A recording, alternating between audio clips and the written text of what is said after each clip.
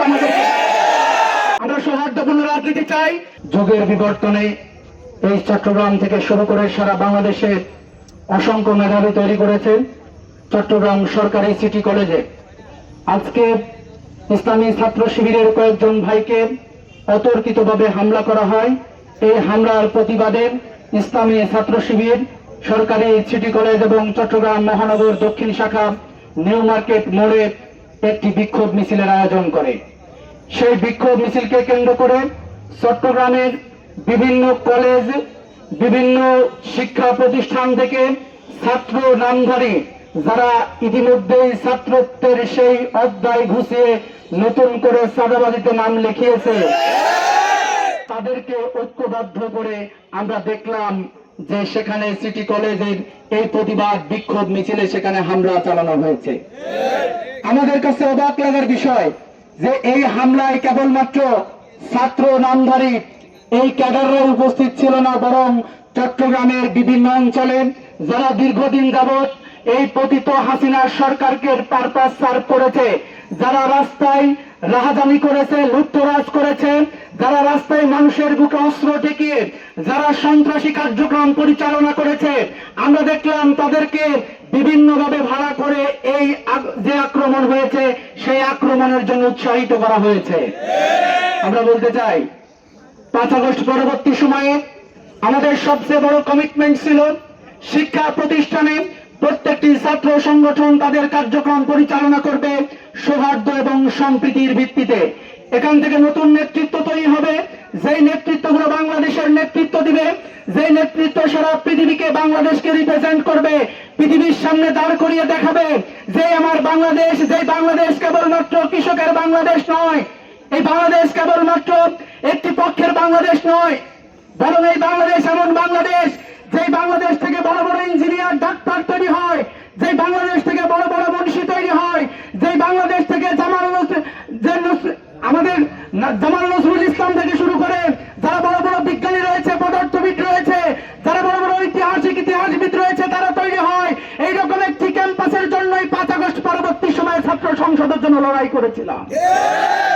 সম্মানিত ভাইরা, অত্যন্ত দুঃখের এবং পরিতাপের বিষয়, আমরা দেখেছি একটি দল যেভাবেই হোক আপনারা ক্ষমতায় এসেছেন, এদেশের মানুষ আপনাদের কাছে অনেক কিছু প্রত্যাশা করে। এদেশের মানুষ চায় সুন্দরভাবে একটু বাঁচতে, এদেশের মানুষ চায় তাদের নিরাপত্তা চায়, শিক্ষার্থীরা শিক্ষার সুন্দর পরিবেশ চায়, শিক্ষার্থীরা শিক্ষা প্রতিষ্ঠানে কোনো দুর্নীতি থাকুক এইরকম কোনো পরিস্থিতি দেখতে চায় না। তাদের মায়েরা, তাদের বাবারা দূর থেকে তার সন্তানের জন্য দোয়া করে তার সন্তান যেন ক্যাম্পাসে নিরাপদ থাকে।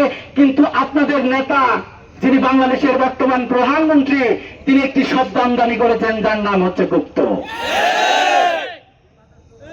এই শব্দ তিনি কোথায় পেয়েছেন? আমাদের এটা প্রশ্ন, এই শব্দ তিনি কোথায় পেয়েছেন?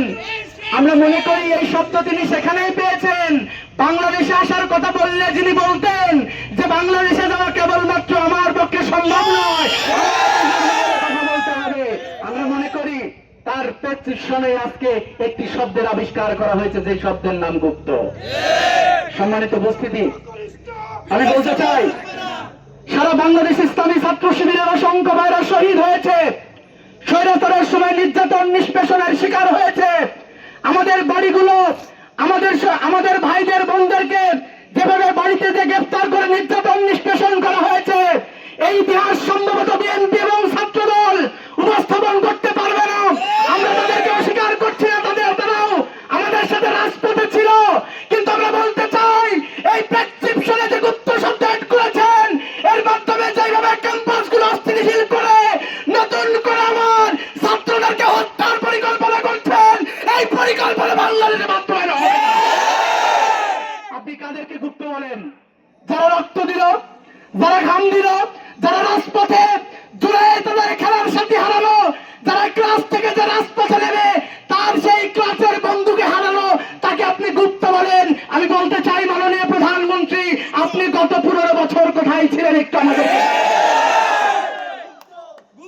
সম্মানিত ভাইরা আমার, আমরা বিদ্বেষের রাজনীতি করতে চাই না, আমরা কোনো হামলা মামলার রাজনীতি চাই না। আমরা বাংলাদেশে এইরকম একটি পরিস্থিতি চাই, যেই পরিস্থিতিতে যারা ক্ষমতায় এসেছে তারা সরকার ভালোভাবে পরিচালনা করুক। কিন্তু তারা যদি মনে করে আমাদের ভদ্রতা, আমাদের রাজনৈতিক সৌহার্দ্য, আমাদের সুন্দরভাবে বাংলাদেশ পরিচালনার এই মন মানসিকতাকে তারা যদি পুঁজি করে নতুন করে বাংলাদেশকে আবার অস্থিতিশীল করতে চায়, আমরা পরিষ্কার ভাষায় বলছি, ক্যাম্পাস গুলো যে কাপুরি দিবে সেটা করতে হচ্ছে তারা প্রমাণ করে। ভাই আমার খুব মজার একটা ইন্টারেস্টিং কথা বলি। আমরা এখন নির্বাচন চলছে, এই নির্বাচনে আমরা বলেছিলাম যারা সৎ, যারা দক্ষ, যারা দুর্নীতির বিপক্ষে অবস্থান নিয়েছে, তারা যদি যে দলেরই হোক না কেন নির্বাচনী প্রচারণায় যদি আমাদেরকে ডাকে আমরা তার প্রচারণায় অংশগ্রহণ করব। আমার মনে হয় যে যেখান থেকে যার সুযোগ ছিল সেই সংগঠনই করুক না কেন সব লোকের পক্ষে তারা রাজপথে নেমেছিল এবং তারা মঞ্চে বক্তব্য দিয়েছিল। আমাদের এই বিশ্ববিদ্যালয়ের একজন নেতা তিনি বলেছিলেন চাকসুর বিপি নাকি খেপ মারে। আপনারা দেখেছেন চাকসুর বিপি একটি সুন্দর দেশ গঠন করার জন্য সেদিন মঞ্চে দাঁড়িয়ে সব লোকের পক্ষে কথা বলেছিল, কিন্তু আজকে সেই নেতা বিশ্ববিদ্যালয়ের সেক্রেটারি সে কিভাবে একজন অস্ত্রধারীর পিছনে দাঁড়িয়ে সেখানে বক্তব্য দিতে পারে এই নির্লজ্জ কাজ ছাত্র শিবির কখনো করে না। আপনি তো ছাত্রদের প্রতিনিধি, আপনি তো ছাত্রদের প্রতিনিধি, আপনি বিশ্ববিদ্যালয়ের দায়িত্ব পালন করবেন, সেখানে সংঘর্ষ হয়, একজন ছাত্র তার গোড়ালি থেকে বিচ্ছিন্ন করে দেয়, সেখানে তো বক্তব্য দেওয়ার কথা আপনি নয়। আপনি যে সন্ত্রাসের খাপ মারা শুরু করেছেন বুঝতে পেরেছেন। সম্মানিত ভাইরা আমার, আমরা বলতে চাই মাননীয় স্বরাষ্ট্রমন্ত্রী আপনাকে দায়িত্ব নিতে হবে। আজকে যারা এখানে এই কর্মকাণ্ডের সাথে সম্পৃক্ত ছিল আপনারা দেখেছেন তাদের নাম পরিচয় এবং দলীয় পরিচয় আজকে সামনে এসেছে। সে যে দলের হোক না কেন তাকে গ্রেফতার করুন। ক্যাম্পাসগুলো অস্থিতিশীল হওয়ার পূর্বেই, কোন রাজনৈতিক সহিংসতা তৈরি হওয়ার পূর্বেই যারা দোষী তাদেরকে দ্রুত সময়ের মধ্যে আপনি গ্রেফতার করে উপযুক্ত শাস্তির ব্যবস্থা করুন।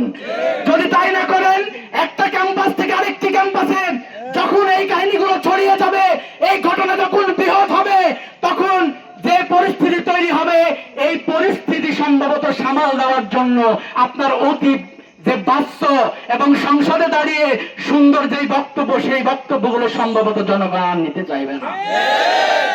সম্মানিত উপস্থিতি, আমরা শুধু পরিশেষে এতটুকু বলতে চাই, আমাদের বক্তব্য ক্লিয়ার, আমাদের মেসেজ ক্লিয়ার।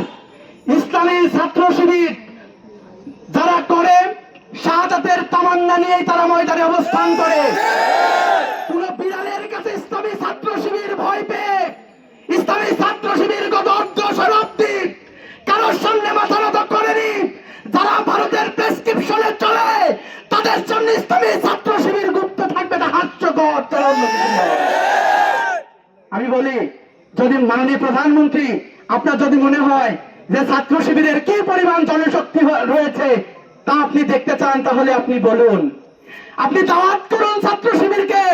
ছাত্র শিবির এই বাংলাদেশে ঘাম দিয়ে শ্রম দিয়ে যে সংগঠন গড়ে তুলেছে সেই সংগঠনকে বেসরাউদ্দির যে বিশাল মাঠ রয়েছে সেই মাঠেও জায়গা দিতে পারবেন।